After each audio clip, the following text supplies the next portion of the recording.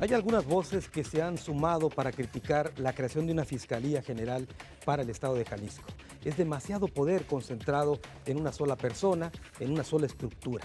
De ahí también hay otras críticas que se derivan hacia el mando único policiaco, algunas que cuestionan el hecho de que se le merme fuerza de respuesta a las policías y que por otro lado esta fuerza no es lo suficientemente grande para atender y atacar un problema como es el crimen organizado. Este es un ángulo distinto que le presentamos aquí en Ruta 44.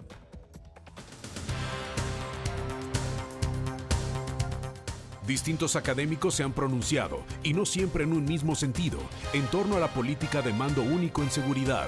Algunos le ofrecen el beneficio de la duda a esta política en materia de seguridad. Otros, sin embargo, son fuertes críticos de una iniciativa que desde su proyección legislativa careció del sustento constitucional.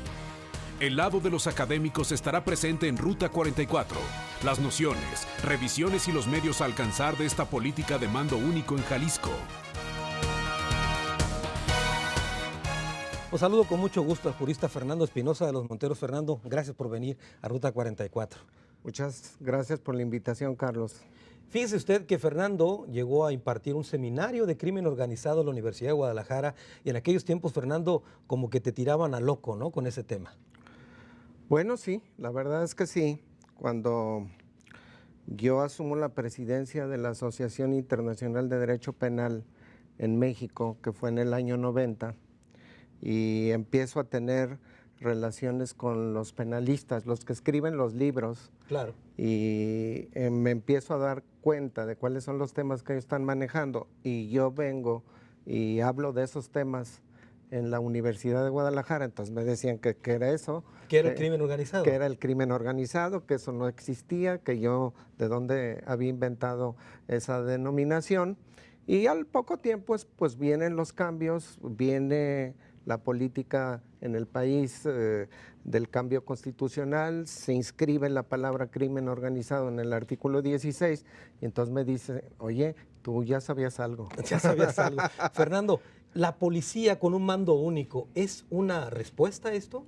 No, yo creo que no. Finalmente, si lo hacen con el pretexto de combatir al crimen organizado, que es el pretexto para todo, para transformar la Constitución, para generar nuevas leyes, el mando único tampoco es ni la solución ni mucho menos la panacea. El problema es que no han entendido o no han buscado esquemas que realmente hayan combatido al crimen organizado con eficiencia.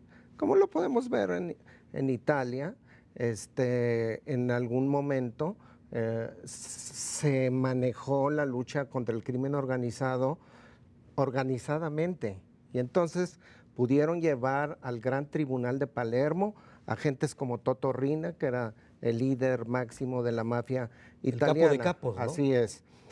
Nosotros tenemos esta emergencia, no sabemos qué hacer, se lucha en las calles, se mete al ejército, se mete a la marina, se crea una policía federal, seguramente nos dicen con muchos recursos, con alta tecnología y demás, y vemos que la lucha, en lugar de ser realmente una forma adecuada, pues no, dejó muchos muertos.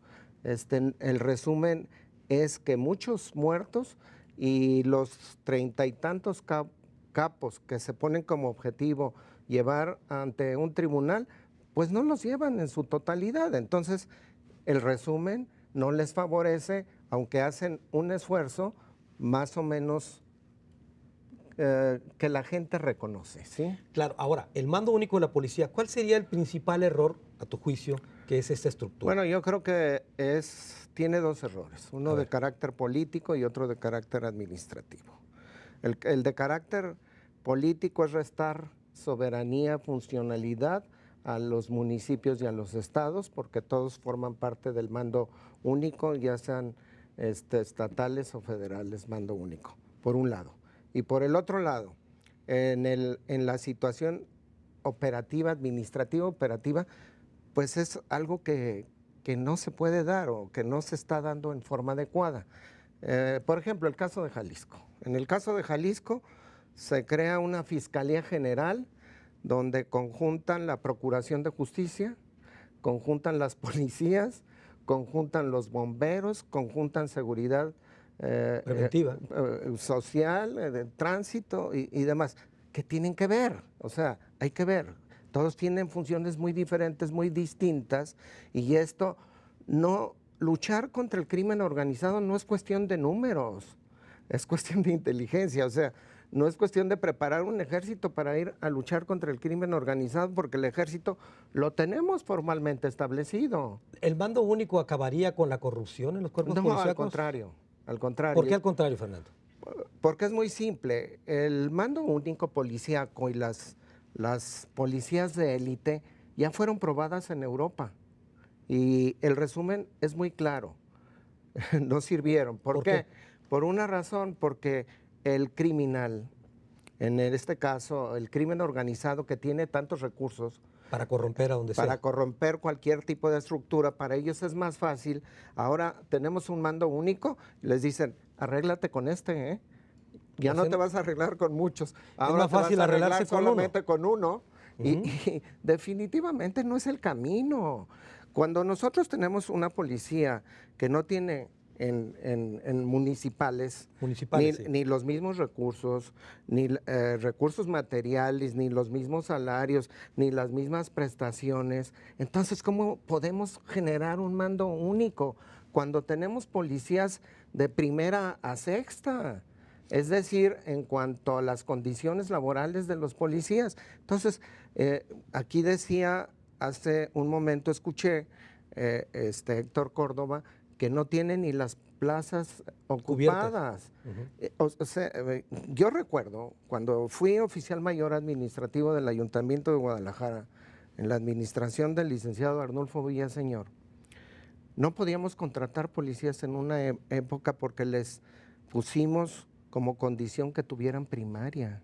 ¿Y no había con primaria? Y no había con primaria, pero yo te aseguro que todavía en este momento no hay policías que tengan primaria. Entonces, ¿cómo muchos de ellos, cómo es posible que nosotros vamos a pelear en una lucha contra el crimen organizado que realmente trabaja como una empresa del crimen, con una policía que no tiene las condiciones adecuadas, laborales, técnicas, y de capacitación. Técnicas de capacitación para enfrentar ese problema? Pues es solamente una quimera, es un discurso, es algo que no les va a dar.